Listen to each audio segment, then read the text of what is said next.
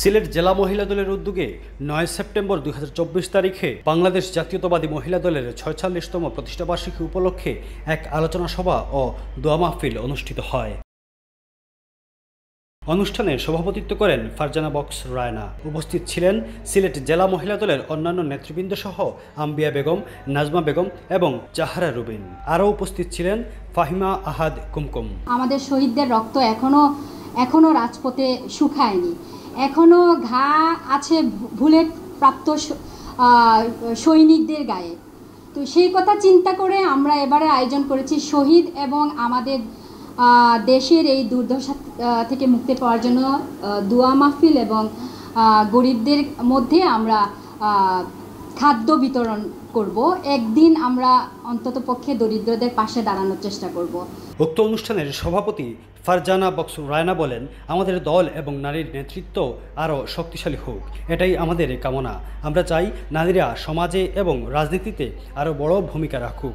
এই প্রতিষ্ঠাবার্ষিকীতে আমি সবাইকে আহ্বান জানাই একসঙ্গে কাজ করে দলের উন্নয়নে অবদান রাখি। এখন উচ্ছ্বাসিত আমরা সাকসেস হতে চাই, আর সাকসেস হব ইনশাল্লাহ। বিএনপি তো মানে অনেক বছর ছিল না, আওয়ামী লীগের নিপীড়িত নির্যাতনের কারণে। অনুষ্ঠানে বক্তব্য রাখেন যুগ্ম সাধারণ সম্পাদক নাজমা বেগম, সহ দপ্তর সম্পাদক জাহারা রুবিন এবং সহ সাংগঠনিক সম্পাদক সালমা বেগম। তারা সবাই নারী নেতৃত্ব ও রাজনৈতিক সচেতনতার উপর জোর দেন। স্বৈরাচারী সরকারটা উৎপেতে বসে আছে, তার অনুসারী এখনো বসে আছে। আমাদের বিভিন্ন লুটপাট ডাকাতি, বিভিন্ন নামদারি আন্দোলন চালিয়ে যাচ্ছে এই সরকারের না খারাপ হওয়ার জন্য। সেখান থেকে আমাদের সবাই কিন্তু এক হয়ে কাজ করতে হবে। আমি সেটা চাবো, আমাদের কিন্তু এখন কিন্তু এত বছর কিন্তু আমরা ভোট দিতে পারি নাই। এখন আমরা এই যে ইউনিস স্যার এখন আছেন, সরকারি বিভিন্ন জায়গা থেকে যেভাবে কাজ করে যাচ্ছেন, তাদেরকে সহযোগিতা করা আমাদের। সভায় আরও উপস্থিত ছিলেন নাসিমা বেগম, জলিপুর কায়স্ত, তুলি বেগম, চাঁদনি বেগম এবং কোম্পানিগঞ্জ মহিলা দলের নেত্রী বিবিজান সহ বিভিন্ন দলের নেতৃবৃন্দ। আমি চাই, এখনও কিন্তু আমরা বলি স্বাধীন, এখনও কিন্তু আমরা স্বাধীন হই নাই, পুরোপুরি স্বাধীন হই নাই।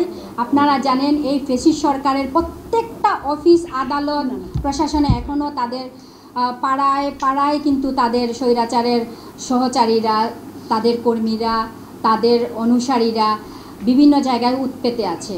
সেই জন্য আমাদের ধৈর্য ধরতে হবে এবং যেইখানেই আমরা মহিলা বলে যে আমরা প্রতিবাদ করব না, এবং বিভিন্ন আপনারা মনে রাখতে হবে, আপনাদেরকে এখন ভাবছে যে সুদিন এসেছে, সেই জন্য আপনাদেরকে বিভিন্নভাবে বিভিন্ন জিনিসের লালসা দেখিয়ে বিভিন্ন কাজের সাথে জড়িত করার পায়তারা করবে। সেই জন্য আপনারা সজাগ থাকতে হবে যেন কারো কোনো ফোনে বা কারো লোভ লালসায় না পড়ে এমন কোনো জিনিসের সাথে জড়াবেন না। আলোচনা সভা শেষে শহীদদের স্মরণে দোয়া মাহফিল ও দুস্থদের মধ্যে খাবার বিতরণ করা হয়। নেতৃবৃন্দ শহীদ পরিবারের খোঁজখবর নিতে এবং আহতদের সহায়তা দিতে আগামীকাল হাসপাতালে যাওয়ার পরিকল্পনার কথা জানান। যে ভাইদের শহীদের রক্তের বিনিময়ে আমরা দেশ স্বাধীন হয়েছে, আহতদের এখনও অনেক ভাইরা আহত আছে হসপিটালে, আমরা তাদের জন্য দোয়া মাহফিল এবং আত্মার মাগফিরাত কামনা করে আমরা মহিলা দলে আজকে দোয়া মাহফিল করা আয়োজন করেছেন। আজকে আমাদের মহিলা দলের প্রতিষ্ঠাবার্ষিকী, আমাদের আজকের অন্যবার আমরা কেক কেটে অনেক হইচই করে গান গিয়ে আমাদের প্রোগ্রামটা হচ্ছে, কিন্তু এবার আমরা জানেন যে আমাদের 16 বছর পর আমাদের দেশ স্বাধীন হয়েছে স্বৈরাচারী সরকার থেকে। তার জন্য আমরা এইবার কিন্তু আমাদের যারা ভাইরা যারা স্বাধীন করেছে, অনেক ক্লিনিকে মেডিকেলে আছে, তাদের পাশে আমরা একটু সিন্নি বিতরণ করব, মানে তাদের একবেলা খাওয়ার আয়োজন করব। আর আমাদের মিলাদ মাহফিলের প্রোগ্রামটা হয়েছে সবাই শহীদদের জন্য, আমাদের বেগম জিয়ার জন্য, সুস্থ তারেক রহমানের জন্য আমাদের দেশে ফিরে আসে, এবং হাজার হাজার ভাই বোন যারা নিহত হয়েছে তাদের আল্লাহ রুকফিদার মাগফিরাতের জীবন, তার জন্য আল্লাহ জান্নাতবাসী হয়, এবং যারা আহত ভাইরা আছে তারা যেন সুস্থভাবে আমাদের মধ্যে আবার ফিরে আসে তাদের জন্য, এবং আমাদের দেশটা যেন সুন্দরভাবে, যে আমাদের ভাইরা যারা আন্দোলন করেছে যে আমরা চাই কৌটা মুক্ত, সন্ত্রাস মুক্ত একটা দেশ, আমাদের কথা বলার অধিকার থাকবে। সিলেট জেলা মহিলা দল এই অনুষ্ঠানটি আয়োজনের মাধ্যমে তাদের রাজনৈতিক ও সামাজিক দায়িত্ববোধের বহিঃপ্রকাশ ঘটিয়েছে এবং ভবিষ্যতে আরও শক্তিশালী নেতৃত্ব গড়ে তোলার প্রতিশ্রুতি ব্যক্ত করেছে। আবুল হাসনাত, DSM।